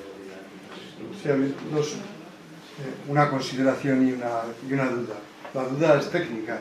Yo siempre había entendido que los PEAs se financiaron con créditos participativos del Ministerio de Industria a las empresas, pero que la devolución de ese crédito se producía con la entrega de armamento. Yo siempre había entendido así. Eso tenía una virtualidad. Engrosábamos el presupuesto del Ministerio de Industria, básicamente, y engrosábamos de paso el presupuesto de la I+D, que también siempre en presentación pública, pero yo creo que eso se iba zanjando periódicamente con la entrega de armamento que producían esas empresas, supuestamente con el I+D que les habíamos dado créditos a tipo cero. Ahora me ha parecido entender que eso no está zanjado, o que no es así, vamos. Si un crédito no es un pago a cuenta. Ya, pero, o sea, ya sé que un crédito no es un pago a cuenta, pero siempre entendí que se tomaba como un pago a cuenta, es decir, porque claro, la industria lo entiende así. Si se zanjaba con la entrega del armamento que se producía en esos programas, bueno, no sé si la cuenta... Pero era que se suponía que cuando recibían el dinero del Ministerio de Defensa, la empresa amortizaba el crédito con el Ministerio de Industria, claro. Sí, pero si es un pago a cuenta, no se amortiza el crédito. No, pero eso es la clave. Bueno, eso la sigue estando. La consideración, a mí me parece acertado decir que el silencio bipartidista sobre estos temas es clamoroso en España, ¿no? Entonces, a mí me parece que también hay cierta indigencia de mi partido, por poner un ejemplo de Izquierda Unida, hay cierta indigencia en estos temas, es decir, que no tampoco hace esfuerzos importantes por sacarlos adelante. Yo tengo esa sensación simplemente analizando, no el diario de sesiones del Congreso, pero la prensa en general. Entonces, ¿cómo se interpreta ese episodio que ocurrió antes de las anteriores elecciones generales, donde el que era, creo que era secretario de Estado de Defensa, que se llamaba Constantino Méndez, fue un día al Parlamento, creo que fue al Parlamento incluso, y dijo una frase muy parecida a la que tú has dicho: estamos produciendo armas que no necesitamos y además sin dinero que... Era un verso suelto, era un hombre agobiado, ¿qué era aquello? Porque, claro, a mí me sorprendió cuando leí eso en el periódico y dije... Un acto de franqueza. Ya, pero al día siguiente no hubo en el Parlamento el Cristo que tenía que haber habido después de unas declaraciones del jefe. O sea, si el jefe dice, estamos pagando unas armas que no necesitamos para nada y de las que además no tenemos dinero para pagarlas. Y claro, y al día siguiente no se monta un Cristo en el Parlamento, que para eso está. Lógicamente, eso que fue aquel día que le dio el siroco... Yo creo que él dijo la verdad. Sí, yo también... El problema de nuestro país es que es un tema que no genera debate. Eso pasa en sanidad y se monta un revuelo, pero pasa en defensa. Sí, yo espero los días siguientes a ver si encontraba noticias del Parlamento, porque yo digo, esto es para que se monte un Cristo cojonudo en el Parlamento, pues no. Y los viajes del rey, casi todos están ligados para la venta de armas. Que el jefe, o el segundo, creo que era el segundo de Chacón, el segundo de Chacón, diga del gobierno, dice, estamos haciendo esto. Joder, y nadie diga así, no se monte una extraordinaria en el país, a mí me dejó un poco preocupado de eso, más que otras cosas que dan lugar a muchísimos comentarios en la prensa, en los medios de comunicación, y esta, que me parecía muy importante, desapareció. Y en la Comisión de Defensa, cuando se comparece para explicar las exportaciones de armas, aparece el secretario de Comercio. Claro, negocio. No que toca de defensa, sino... Sí, aparte de agradecer esta, digamos, amalgama de datos, yo solamente hacer dos apreciaciones que me parece que no estaría mal en un foro como este, ¿no? Algunos, desde años, como es 1984, llevamos haciendo objeción fiscal, es decir, que algo hay, algo hay. Y otra cuestión que sí que he tenido oportunidad, y lo quiero aportar, que con algunos parlamentarios desde Valladolid, tanto del PSOE como, en este caso, del Partido Popular, en este tipo de temas sobre el modelo de defensa, lo único que cabe al debate, si cabe y no creo, y nunca se ha dado, como bien ha dicho, es el modelo de defensa civil no entra ni en el supuesto, es decir, que se habla siempre de una defensa de tipo militar, ¿no? Entonces sí que estoy de acuerdo en que sería necesario que la ciudadanía abriera estos temas y de alguna manera fuera algo mucho más, digamos, de debate público, ¿no? ¿Qué pasa? Pues esta abrumadora cascada de datos y tal no genera, digamos, una interpelación de cara a los políticos, ¿no? Sino simplemente, como ellos me decían, es decir, ahí vamos a la comisión del debate de presupuestos y concretamente a este tipo de campos, nos vienen con los datos hechos y que hay que completar con presupuestos extraordinarios y que cada 2 por 3 es que ni el propio Partido Socialista reconocía, porque ya en su día el Ministerio de Defensa, en la época tanto de Zapatero, pues ya lo arregló con aquella ley, con su artículo 8º, ¿no?, de cómo se comercializan las armas, de ahí conseguiremos más dinero para compensar todo este tipo de presupuestos extraordinarios. Pero nada más, es decir, que hay como una especie de barrera de silencio que coincido en que no se produce. ¿Por qué? Pues a lo mejor hay que ir generando foros en los que de alguna manera todo este tipo de dinero, que es el dinero público, se empieza a cuestionar, ¿no? Que luego se va a cuestionar a la mayor, es decir, qué modelo de defensa queremos y hacia dónde queremos caminar, ¿no? Pero bueno, luego eso es un desideratum que me imagino que con el tiempo pues podríamos llegar. No tengo muchas esperanzas, pero me resulta modélico en comparación qué nos pasó a los objetores con el tema de la profesionalización del ejército. Estamos en una sede donde un partido, en este caso el Partido Comunista, pues nos tiraba de locos, es decir, que reconocía que era un tema donde la universalización del servicio militar pues nos hacía mucho más igual. Algunos cuestionábamos que eso no era así, que era otro argumento de fondo el que se estaba cuestionando. Pero bueno, a lo mejor con el tema de los presupuestos necesitamos que haya partidos, en este caso Izquierda Unida, impulse ese debate público. A ver, Óscar o Carmen. Sí, yo dos cosas. Una, subrayar el asunto presupuestario, porque creo que complementa algo de lo que tú has dicho con esto de la técnica, la ingeniería contable y el momento en que se hace esa ingeniería contable en el año 97. Sí. Yo creo que ahí lo que es básico es que, y por eso se hace a partir del año 96 y no antes con Felipe González, es que en el año 95 cambia el criterio contable de las cuentas públicas. El criterio antes era un criterio de caja, lo que se ingresaba y lo que salía, y pasa a ser un criterio diferente. El criterio de devengo lo que entra es un derecho de cobro y lo que se paga es una obligación. Entonces, con un crédito, que por eso les sale, con un crédito no amplías el déficit, pero gastas, porque generas un derecho de cobro porque te lo tienen que devolver, y generas una obligación de pago porque le das el crédito, ¿no?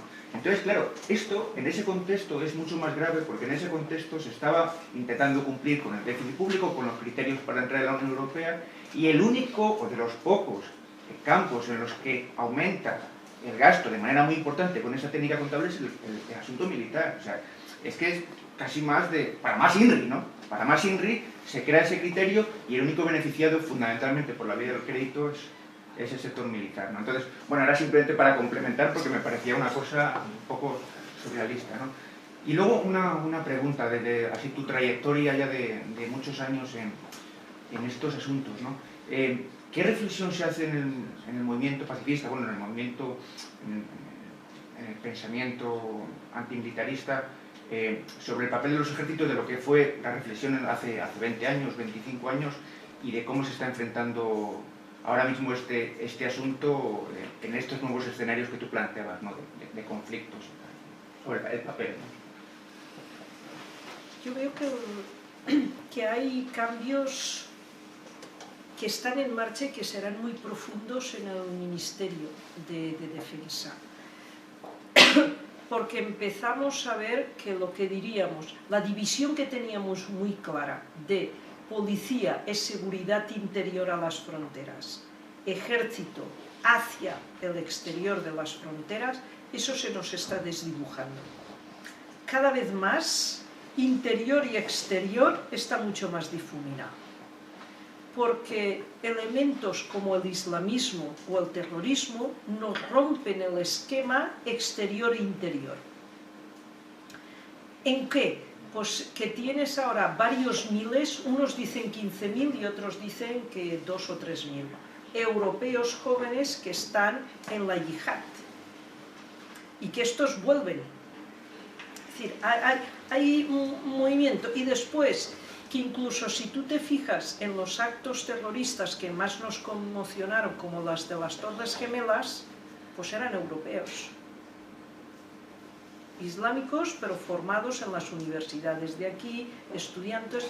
Entonces hay cada vez lo que diríamos seguridad interior y seguridad exterior están siendo mucho más unidas unas de otras, y no se van a poder como desgajar, que era tan claro, el trabajo del militar es este y el trabajo del policía es este. Esto empieza a verse que va a haber una confluencia mucho mayor, ¿eh? Los nuevos escenarios también es, ya hace bastantes años, que las guerras ya no son por territorio, ¿eh? Estamos con los recursos, pero no por necesidad de decir, este pedazo de tantas hectáreas ahora es mío, este eres tuyo. Por tanto, no hay movimientos de fronteras, pero la guerra no es tanto como ese movimiento, es como comunidades que se separan, que no quieren vivir juntas y que se dividen el territorio. Pero no son guerras para divisiones de territorios. Con lo cual, las máximas que guiaban a los militares, que era la defensa de la frontera y la bandera, y que eso ya empieza a desdibujarse por no tener sentido ninguna de estas. Y con la revolución tecnológica que se nos viene encima, en la manera en que se harán las guerras, que ya los drones lo han hecho, cada vez hay mucha más robótica, es decir, que hay mucha más armas sin soldado dentro. Por ejemplo, hace 3 años que Estados Unidos ya no convoca plazas para piloto de aviación, solo convoca plazas para los joysticks de los drones, habilidades, tener muchas horas de joystick. Hay una configuración que se irá cambiando en los requerimientos de los perfiles de las personas y de las tareas, que yo creo que estamos ante un momento que se supone que en 10 o 15 años habrá un cambio muy radical desde cómo se hace la guerra, cómo es el ejército, cómo es la policía. Habrá mucho más, diríamos, lo que ahora hay militares haciendo, que puede ser que se esté haciendo desde habitaciones cerradas controlando ordenadores.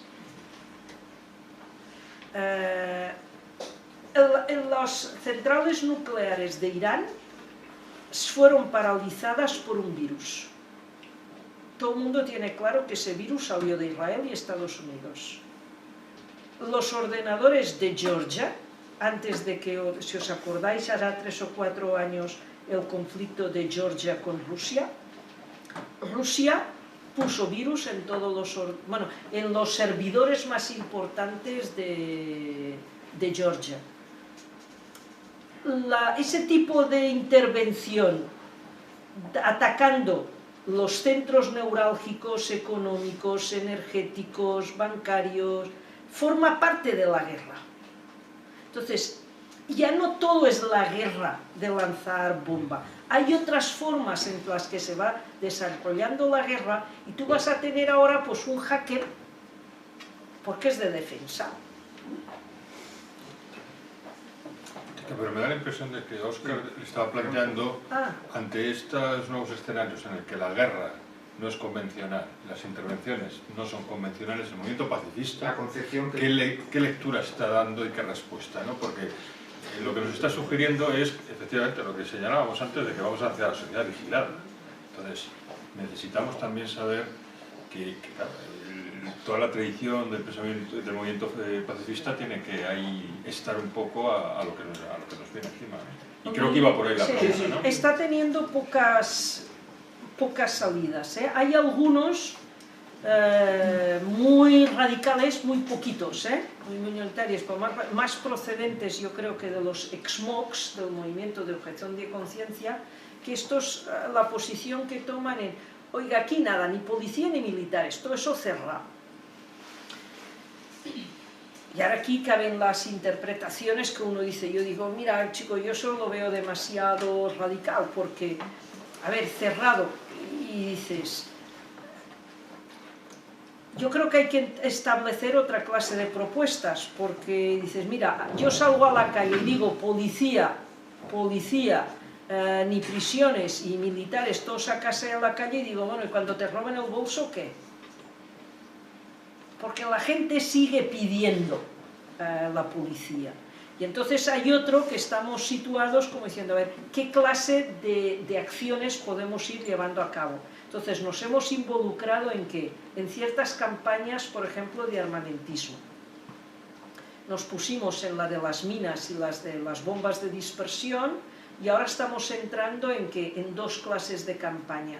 La de prohibición de armamento nuclear. La semana pasada fuimos al Congreso a pedir a todos los parlamentarios españoles que el Parlamento apruebe una resolución instando al gobierno a dar apoyo a un tratado de prohibición, no de no proliferación, no, de prohibición de armamento nuclear. El PP se mostró favorable, esa sería una, control de ese tipo de armamento, y nos hemos puesto en otras dos, que esa tenemos la guerra perdida, y acaban siendo que haya otro tratado que regule las obligaciones de los estados ante los ejércitos privados, ejércitos de mercenarios, y eso ningún país occidental quiere a que ese tema entre a ser regulado, que además decimos, como mínimo tiene que haber una regulación democrática de estos ejércitos privados.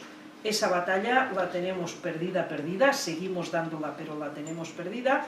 Y la otra son los diseños de nuevas armas robóticas asesinas.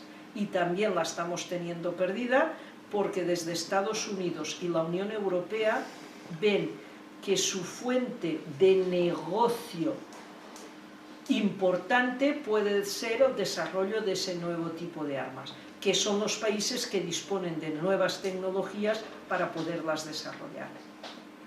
Esa es la experiencia que, por donde estamos entrando, son más en limitaciones y en cuestiones de vigilancia. Creemos que nuestras campañas se tienen que hacer, una de concienciación, pero la otra que supervisar a las administraciones públicas en que no se vulneren los derechos civiles de los ciudadanos, sobre todo derecho del honor, de la privacidad, etc., que corremos un gran riesgo.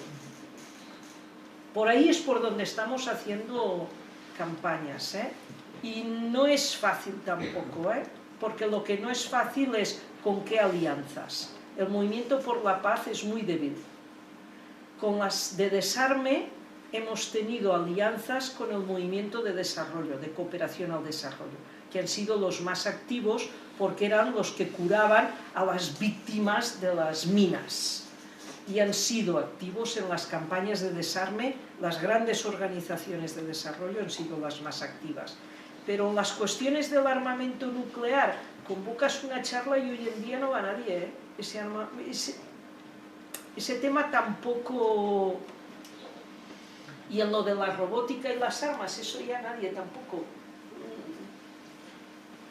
Aquí todavía hay algún centro científico y algunas universidades que son las que... Yo creo ahora que vuelve a haber un poco de repunte en que haya departamentos de universidad que se comprometan en algunos... Porque en armas robóticas, por ejemplo, estamos viendo departamentos de inteligencia artificial o de derecho que quieren involucrarse ante esa posibilidad de desarrollo de esas armas en hacer propuestas operativas y de actuaciones. Las actuaciones, que yo creo que es la otra gran salto que no sé si para bien o mal que hemos hecho, y es intentar hacer presiones y lobbies en organismos, por ejemplo, Naciones Unidas y Comisión de Derechos Humanos.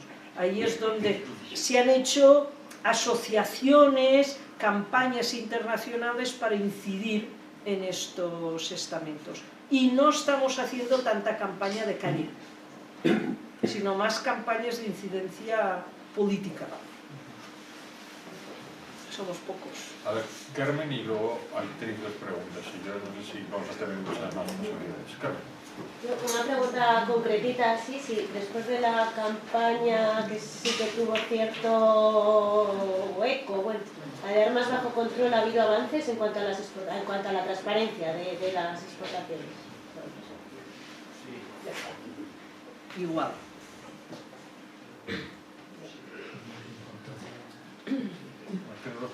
Sí, me da la sensación de que este debate lo estamos llevando un poco desde la perspectiva de una defensa interna, o trabajar en contra de la guerra desde los principios y la estrategia y los planteamientos que se tienen en el mundo de hoy, en el siglo XXI. Quitar de acá, quitar de allá, hacer un presupuesto mejor, parece ser un poco que se mueve por aquí la cosa, ¿no? Mi pregunta es si tiene algún tipo de eficacia o de eficiencia el plantear la lucha contra la guerra, en definitiva, desde otra perspectiva, desde la perspectiva de la utopía, desde la perspectiva de los valores, desde la perspectiva de la ética, de la ciencia, otra ciencia, del papel de la universidad. Desde esa perspectiva, pregunto, ¿es lícito, está bien, no es de locos el presentar la guerra a la guerra desde ahí?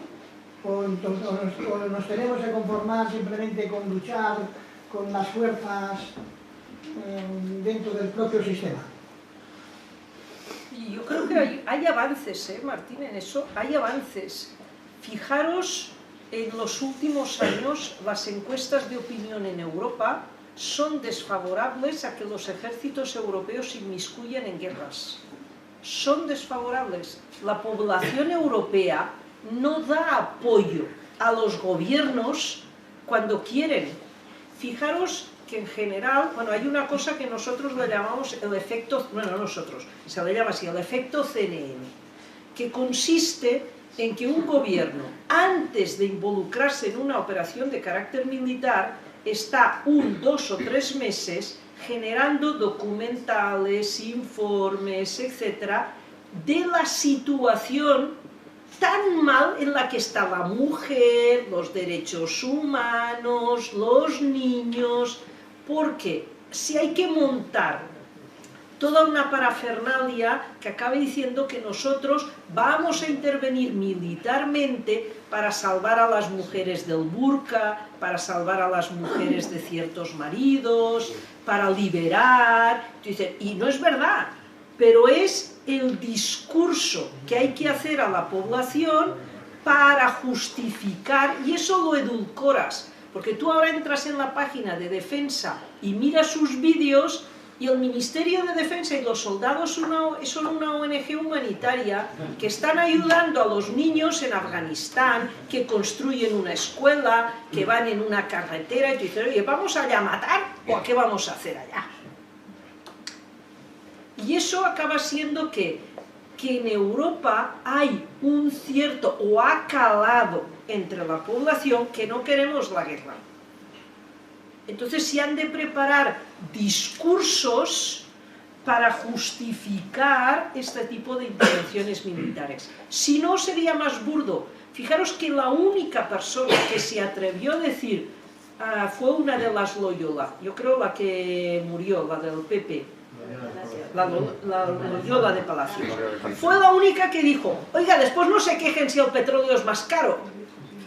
Fue la única que dijo con claridad por qué íbamos allá. Pero en cambio se nos infló de documentales viendo lo salvaje que era Saddam. las barbaridades que hacía como dictador, las armas químicas que utilizó contra los kurdos, todo verdad.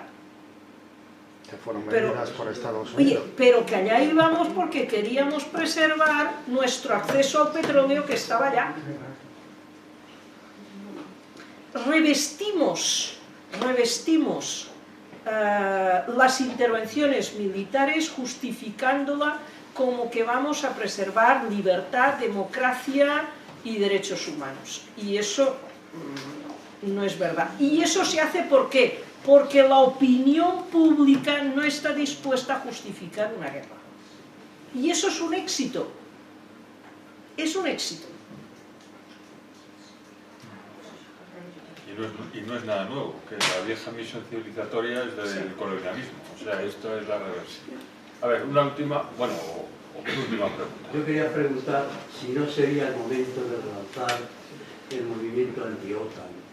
Hay que recordar que este movimiento político-social que se llama Izquierda Unida nació precisamente al calor del movimiento anti-OTAN, el referéndum anti-OTAN, que por cierto estuvimos a pique de ganar. Sacamos 8 millones y algo contra 8 millones y medio, y gracias al señor Felipe González, que dio un giro de 180 grados con aquel eslogan de OTAN de entrada, que además la OTAN, después de la disolución del Pacto de Varsovia, casi no tiene sentido. No tiene sentido, porque ¿contra quién se pelea? Si el otro enemigo ya no existe, el Pacto de Varsovia se disolvió, ¿por qué no se disolvió al mismo tiempo la OTAN? Y yo pienso que este sería el momento de relanzar un movimiento anti-OTAN de nuevo. Bueno, la OTAN se ha modificado. Y antes era solo su ámbito de actuación eran los países del Atlántico. Bueno, pues ahora es todo el mundo. Modificó su artículo 5 sobre el ámbito territorial sobre el que tiene competencia de actuar, y además ya se ha buscado otro enemigo, el islamismo. Y Ucrania. Ese menos, ese por la puerta falsa. Ese entramos con ejército privado, porque es la otra cuestión. ¿Cuántos miles de empresas privadas de seguridad militar privadas están actuando en Ucrania? No se sabe, y tampoco lo que no se sabe es quién las paga. Pero a verlas, hay más. Bueno, pues yo creo que le agradecemos a Pica su esfuerzo y su participación, y tenemos materia para debatir en las próximas 4 o 5 décadas, así que muchas gracias, Pica.